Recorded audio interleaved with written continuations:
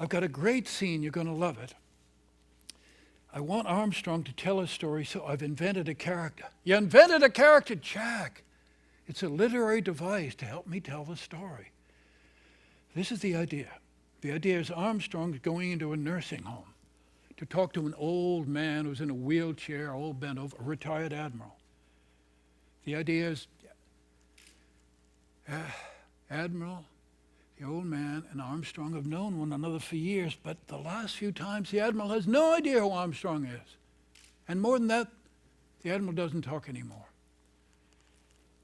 So the old man, the Admiral's wife, former professor, asked Armstrong, give it one more try. Here's the scene, Jack, all right? Armstrong comes into the nursing home. Admiral Armstrong reporting for duty, sir. Admiral Armstrong reporting for duty, sir.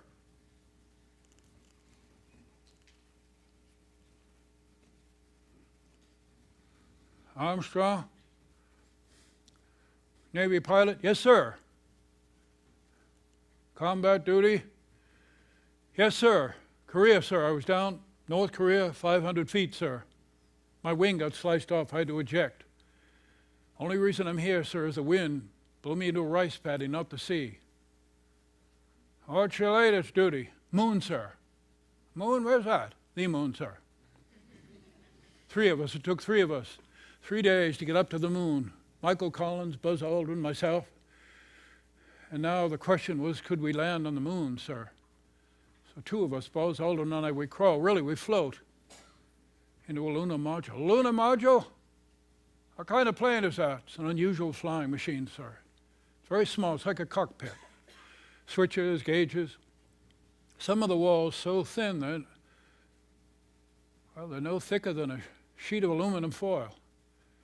Triangular window there for me, triangular window for Buzz, circular window. So, Admiral, we're standing, harnessed to the floor. Why are you standing? 2 seats, Admiral, would weigh 600 pounds. Less weight, less fuel. I should tell you, Admiral, just a couple of months before, Tom Stafford was 50,000 feet above the moon, first human being. Wait a minute, Stafford. I know that name. Stafford. You go to the academy? Yes, sir, Annapolis. Did you know Stafford's mother came to Oklahoma in a covered wagon when she was 6? I didn't, sir. Well, it's true. She lived in a Saudi. So now Stafford's 50,000 feet above the moon. He didn't land.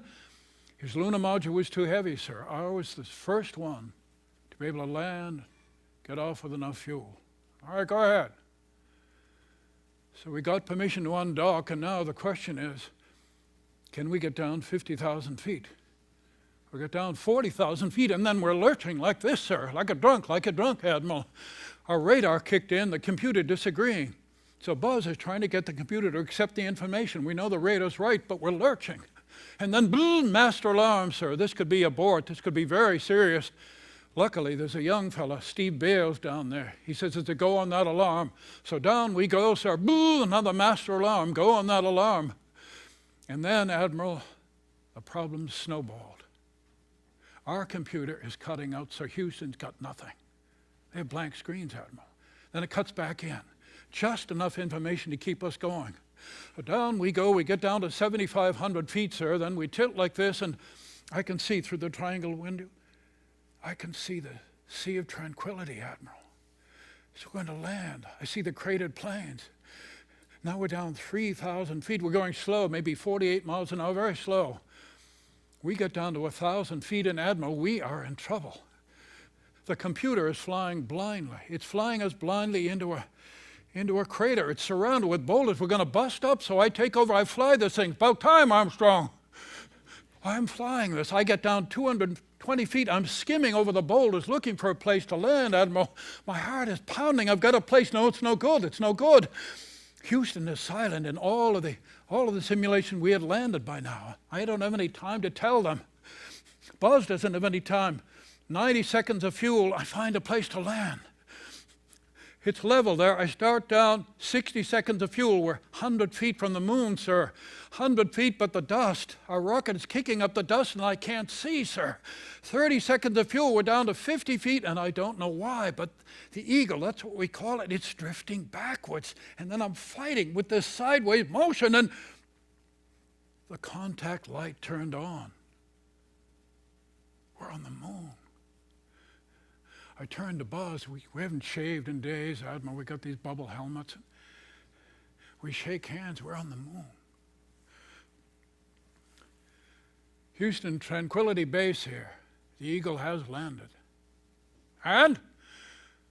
Well, then the plan called for us to go to sleep. Sleep, man, you're on the moon.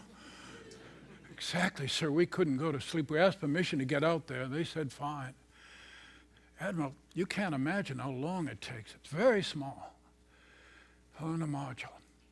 We've got to put these oxygen packs on, hoses on, a long checkoff list. I'm doing that, and then I look up the circular window, and I think I'm going to see the stars and the blackness. And what I see, Admiral, way, way up there, it's the Earth. And it's the size of a silver dollar. It's blue and it's white. And it's beautiful.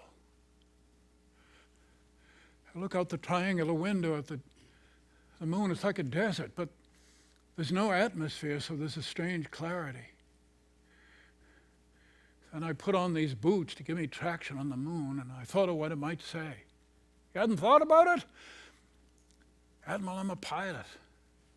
My job is to land and get off. It's not to say something, but I thought of something. So finally, I'm ready to open the hatch. I wouldn't want to be on the moon. Why is that, sir? Mosquitoes. No, Admiral, it's a vacuum. I made a joke. You got no sense of humor? Go ahead. I opened the hatch and I pulled the D-ring. So the television camera's on, and now hundreds of millions of people are watching, Admiral. I only weigh about 58 pounds because it's 1/6 gravity, but it's awkward, Admiral. I have to back out with this pack, and so I go down the ladder, and the last rung is a 3-foot jump. There are 4 legs like this. You got 5, that's my thumb, sir. 4 legs, and each of the legs has a foot pad. It's like a big, shallow soup bowl. We thought the legs would collapse, but we landed so gently they didn't, so I have to jump down 3 feet to the pad like that. And I jump back up to make sure I can do it, and down again. Now I'm on the pad, not on the moon, sir. One of the scientists, Tommy Gold, he said the moon dust might be a mile deep. So I put 1 foot on the moon. That's one small step for man, one giant leap for mankind. Pretty dull. What would you have said, sir? Well, my wife liked Thoreau. Thoreau said something like, I didn't come to change things, I came to wake the neighbors up. That would have been very good, Admiral, very good. I put both hands on the landing gear, Admiral, and then I'm standing on the moon, sir, and I let go. That took guts. It's like learning to walk again with the 1/6 gravity. You walk from the balls of your feet and your ankles. And then Buzz came out, Buzz Aldrin. He called it magnificent desolation. Yeah, he's a smart man. I think I remember. Went to MIT, Aldrin. I bet he wanted to be on the moon first. Yes, sir. Yeah, if I'd been with you, I would have slipped you a Mickey.